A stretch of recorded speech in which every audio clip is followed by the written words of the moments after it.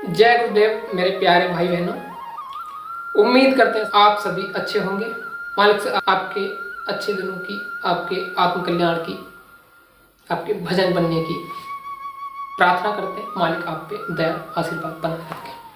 दोस्तों, प्रत्येक व्यक्ति जो गुरु से जुड़ जाता है उसको सदैव ध्यान रखना चाहिए कि गुरु से जुड़ने के बाद वो किसी और के पास मदद के लिए नहीं जा सकता। गुरु ही उसके लिए सब कुछ होता है और गुरु अपने शिष्य के पास कोई ऐसी दुख तकलीफ नहीं आने देता जिससे उस शिष्य के लिए अनहोनी हो।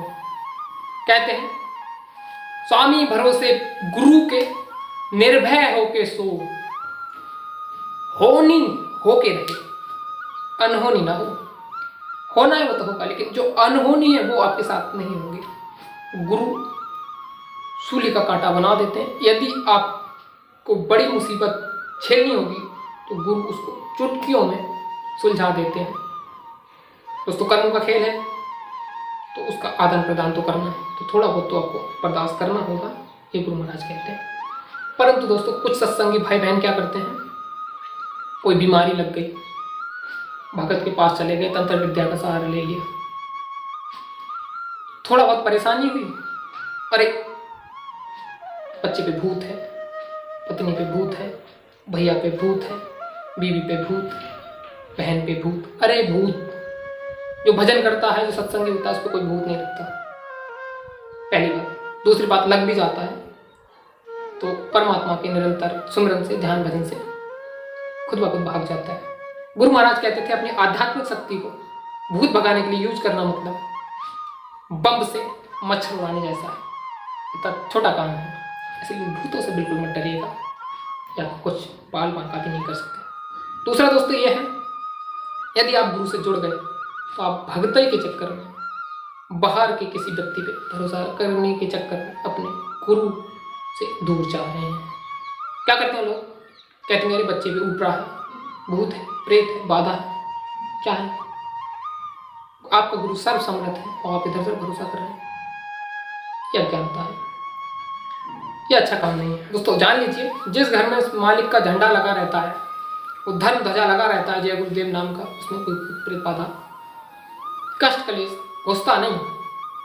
जो कर्म का लेन देन होता है वो तो सूली का कांटा बना के अधिक का थोड़ा भुगतना पड़ेगा, परंतु ये फालतू की बाधाएं, अनहोनियां होती हैं जो संसारियों को घेरती हैं, वो सत्संगी को नहीं घेरती। इसलिए इस बात से निश्चिंत हो जाइए।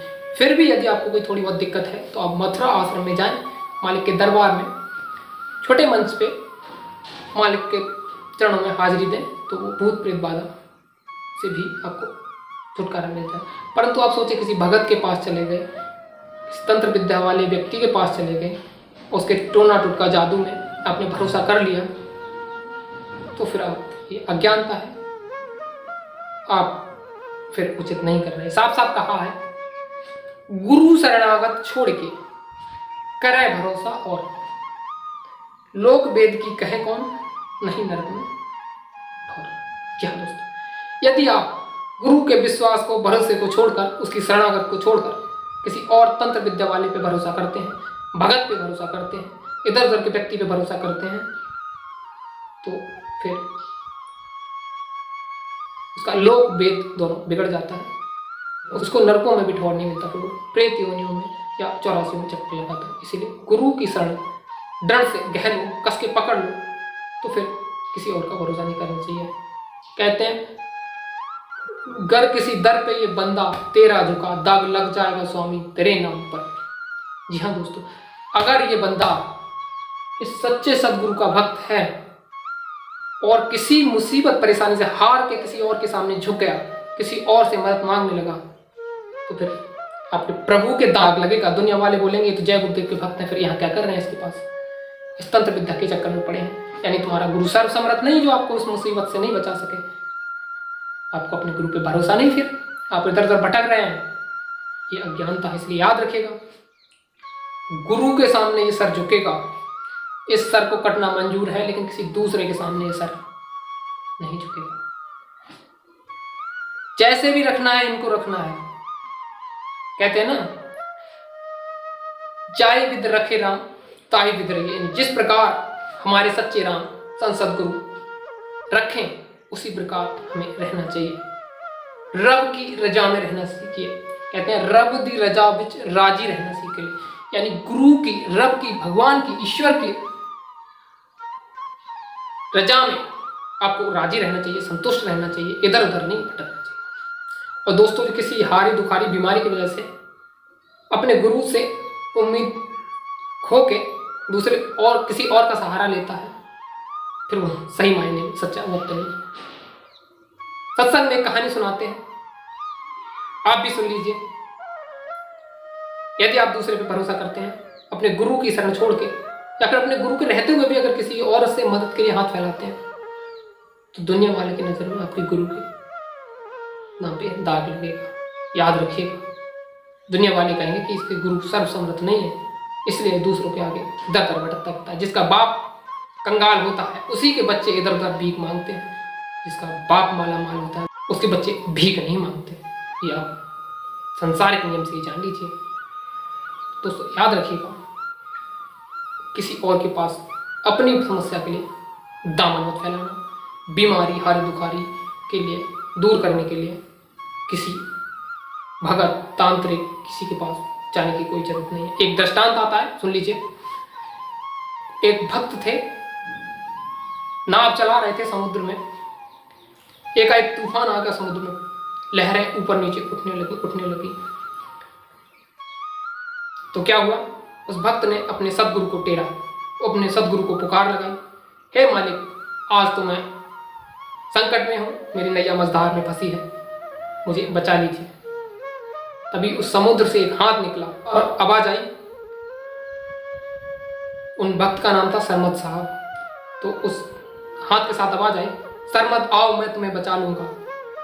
तो सरमद साहब ने बोला, आप कौन? तो फिर वहां से आवाज आई कि मैं ईश्वर, खुदा, भगवान हूं।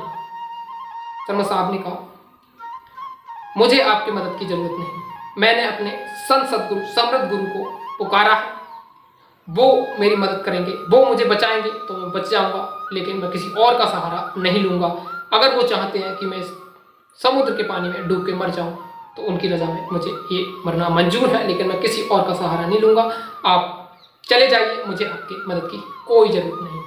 और वो हाथ चला जाता है। तो सरमद साहब कहते हैं, क्या मालिक, अब आपकी यही रजा है कि मैं समुद्र के पानी में डूब के मर जाऊं? फिर और तूफान बढ़ा और लहरें ऊंची उठने लगी। अब तो नैया बिल्कुल डूबने पे आई। फिर समुद्र से और हाथ निकला और आवाज आई, आओ सरमद, मैं तुम्हें बचा लूंगा। तब उन्होंने बोला, आप कौन? मैं आपका परिचय नहीं जानता। तब उन्होंने बताया, बच्चा, मैं तुम्हारा दादा गुरु, यानी तुम्हारे गुरु महाराज का गुरु महाराज, आओ मैं तुम्हें बचा लूंगा। तो सरमद साहब ने बोला, मैं आपको कभी देखा नहीं, मेरी आपसे कोई मुलाकात नहीं हुई, माफ कीजिएगा, मुझे आपकी मदद की आवश्यकता नहीं। मैंने अपने संत सदगुरु पे भरोसा किया है, उनको पुकारा है, यदि वो मुझे बचाने आएंगे तो मंजूर है, नहीं तो फिर आज मेरा इस समुद्र के पानी में डूबना उस प्रभु को मंजूर है, तो मुझे स्वीकार है, मैं आपकी मदद नहीं लूंगा। तभी तो कहा है कि ऐसा कोई चाहिए जो लड़े हरि के हेत, अंग अंग कटके गिरे तब न छोड़े खेत। यानी ऐसा कोई भक्त चाहिए जो उस प्रभु के नाम के लिए, नाम पे अपने जीवन को कुर्बान कर दे।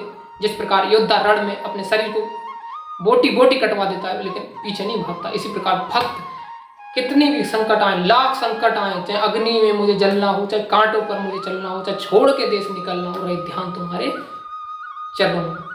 ये स्थिति होनी चाहिए भक्त की, तब जाके परमात्मा मिलता है। तो ऐसा होना चाहिए, भरोसा गुरु पे ऐसा होना चाहिए।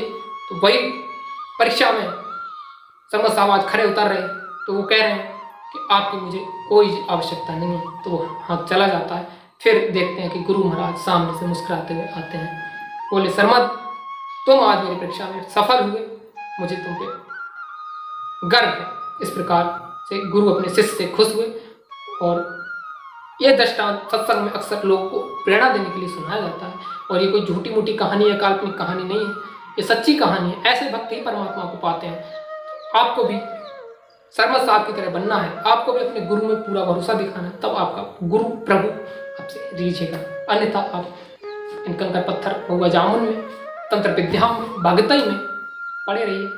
कोई लाभ नहीं। हाँ, अगर कोई हारी दुखारी बीमारी परेशानी है तो आप डॉक्टर से दवा ले सकते हैं, क्योंकि गुरु महाराज ने कहा हट करना अच्छी बात नहीं है कि मेरा गुरु ठीक करेगा तभी मैं ठीक होऊंगा। बुखार आ गया, बोले गुरु ठीक करेंगे तो मैं ठीक होऊंगा। कि कल को सर में दर्द, अरे गुरु ठीक करेंगे तो मैं ठीक होऊंगा, मैं दवा नहीं खा रहा। नहीं, ऐसा नहीं, ये अज्ञानता है। हट नहीं करना चाहिए, दवा के साथ दुआ काम करेगी। इसलिए जब भी आपको हारी दुखारी परेशानी हो, दवा लीजिएगा, मालिक को याद करते हुए उसका सेवन कीजिएगा, आपको लाभ जरूर मिलेगा। और मथुरा दरबार में आते जाते रहिएगा, मालिक का आशीर्वाद लेते रहिएगा, आपको कोई मुसीबत घेर नहीं सकती। कर्मों का जाल है, अच्छों को फंसा लिया इसने, आपको भी फंसा लेगा। तंत्र विद्याओं में या गुरु को शरणागत छोड़ के किसी और के भरोसे मत जाना। तो उम्मीद करता हूँ कि आपका भरोसा आज के बाद गुरु पे दृढ़ होगा।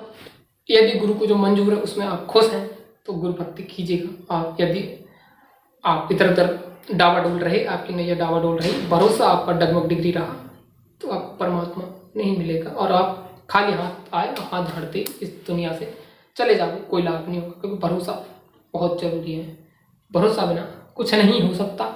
इसलिए अपने गुरु में अटूट विश्वास रखिए, परमात्मा आपसे अवश्य रीझेगा। तो हाथ जोड़कर गुजारिश है, अगर गलती हुई हो कोई बोलने चालने में तो माफ़ करेंगे। जो लोग आपके सत्संगी भाई बहन जो सच्चे गुरु के भक्त हैं, वो इधर उधर अगर भटक जाते हैं किसी भी परेशानी से और तंत्र विद्या में या भक्ति में फंस जाते हैं, तो फिर उन्हें ये वीडियो भेजिएगा, समझाइएगा कि गुरु के अलावा आपकी कोई मदद नहीं कर सकता। कहते हैं कबीर हरि के रूठते गुरु की शरणे जाए। फिर आगे कहते हैं कहें कबीर गुरु रूठे तो हरि नहीं हो सहाय। यानी गुरु अगर रूठ गए तो फिर भगवान भी आपकी मदद नहीं कर सकता, और भगवान अगर रूठ गए तो आपके गुरु मदद कर सकते हैं। केवल इस सृष्टि में एक ही है सच्चे संत सदगुरु जो कर्मों का जाल काट के आपको इस भक्ति से पार लगा सकते हैं, और कोई दूसरा नहीं है। यदि जो कार्य गुरु नहीं कर रहे वो दुनिया में कोई नहीं कर सकता। हमेशा याद रखिए, सारा खेल विश्वास का है, विश्वास कच्चा है, कुछ नहीं मिलेगा। खाली हाथ थे, खाली हाथ रह जाओ। इसीलिए विश्वास दृढ़ रखिएगा, मालिक आपका सच्चा है, आपको आपके साथ अनहोनी नहीं होने देगा। आज के लिए इतना ही। मेरा हाथ जोड़कर सब प्रेम नमन प्रणाम सादर। जय गुरुदेव। अपना ख्याल रखें।